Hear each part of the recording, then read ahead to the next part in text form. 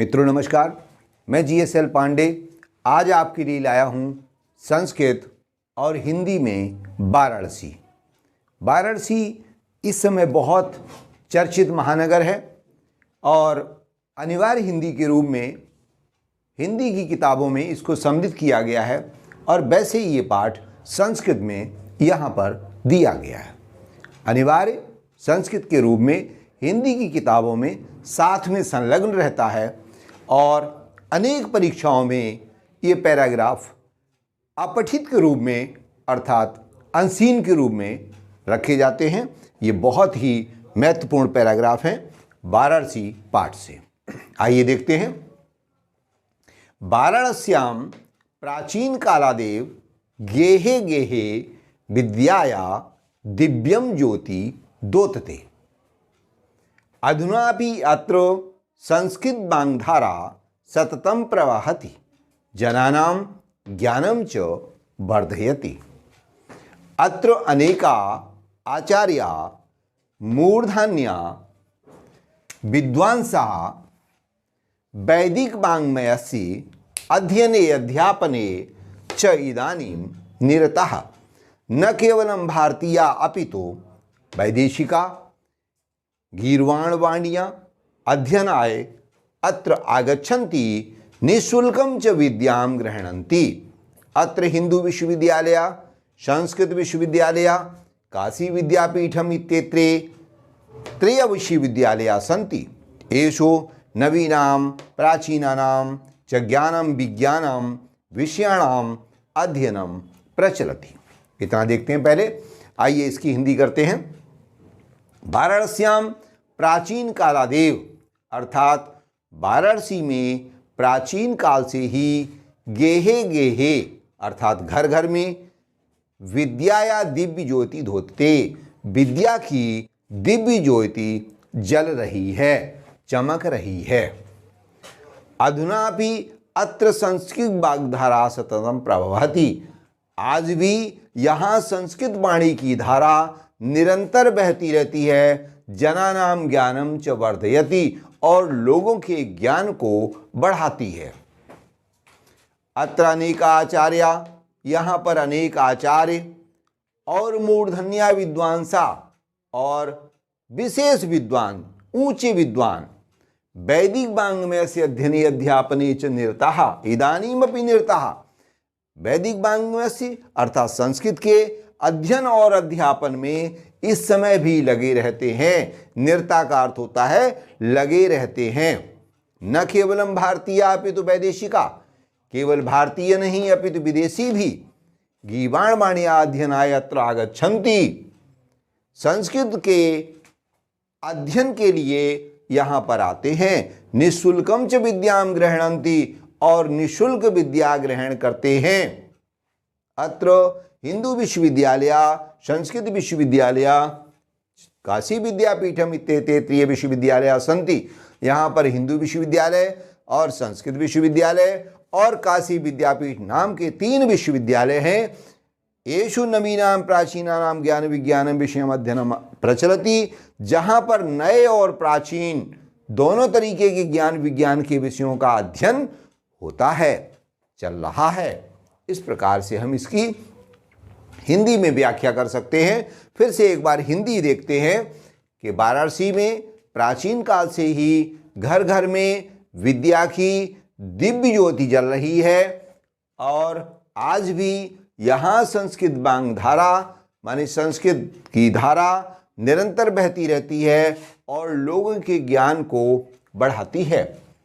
यहाँ पर अनेक आचार्य और मूर्धन्य विद्वान संस्कृत के अध्ययन में और अध्यापन में इस समय भी लगे रहते हैं। न केवल भारतीय अपितु विदेशी भी संस्कृत के अध्ययन के लिए यहाँ पर आते हैं और निःशुल्क विद्या ग्रहण करते हैं। यहाँ पर हिंदू विश्वविद्यालय, संस्कृत विश्वविद्यालय और काशी विद्यापीठ ये 3 विश्वविद्यालय हैं। इनमें नए और प्राचीन ज्ञान विज्ञान के विषयों का अध्ययन चलता रहता है। दूसरा पैराग्राफ देखते हैं। ऐसा नगरी भारतीय संस्कृते संस्कृत भाषायस्य केंद्रम स्थलम अस्ति। यह नगर भारतीय संस्कृति के लिए और संस्कृत भाषा का केंद्र स्थल है। इतो एव संस्कृत वाङ्मयस्य संस्कृतश्चालोकाः सर्वत्र प्रसृताः। और यहीं से संस्कृत वाणी का और भारतीय संस्कृति का प्रकाश सब ओर फैला है। मुगल युवराज दाराशिकोह अत्र आगत्य भारतीय दर्शन शास्त्र से अध्ययनम अकरोत्।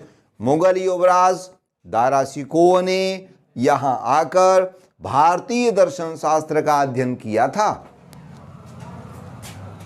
सतेषां ज्ञानेन तथा प्रभाविता अभवत्।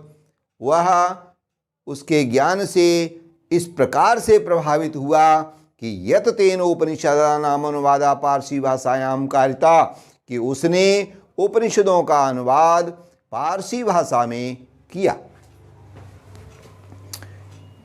इन 3 पंक्तियों का देखते हैं, छोटा सा पैराग्राफ है, इसका एक बार हिंदी देखते हैं कि यह नगरी भारतीय संस्कृत और संस्कृत भाषा के लिए केंद्र स्थल है। यहाँ से ही संस्कृत वाणी का प्रकाश और संस्कृति सब ओर फैली है।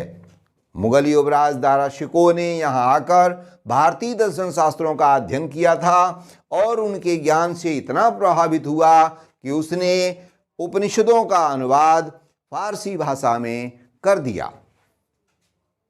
आगे चलते हैं, अगला पैराग्राफ है, इयं नगरी विविध धर्माणाम संगम स्थली। यह नगर अनेक धर्मों का संगम स्थल है। महात्मा बुद्ध, तीर्थंकर पार्श्वनाथ, शंकराचार्य, कबीर गोस्वामी, तुलसीदास, अन्य च बहवा महात्मना त्यागत्र शुकीम विचारान प्रसारयन। यहाँ पर महात्मा बुद्ध ने, तीर्थंकर पार्श्वनाथ ने, शंकराचार्य ने, कबीर ने, गोस्वामी तुलसीदास ने और भी अनेक महात्माओं ने यहाँ आकर अपने विचारों को फैलाया। न केवलम दर्शने साहित्य धर्मे अपितु कला क्षेत्रे अपि अयं नगरी विविधानां कलानां शिल्पानां च कृते लोके विश्रुतः।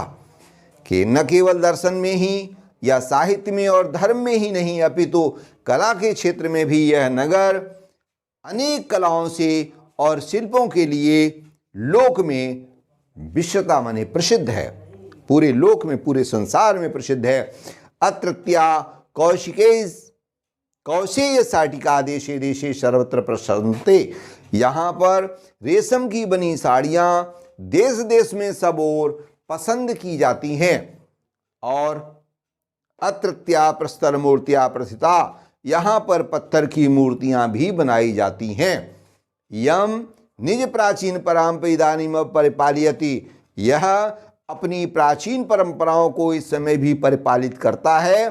तदैव गीयते, कवि भी, इसलिए कवियों ने इसके विषय में गाया है। क्या गाया है? कविता गाई है। देखते हैं एक श्लोक, मरणम मंगलम यत्र विभूतस्य विभूषणम कौपीनम यत्र कौशेयम स काशी के निमीयते।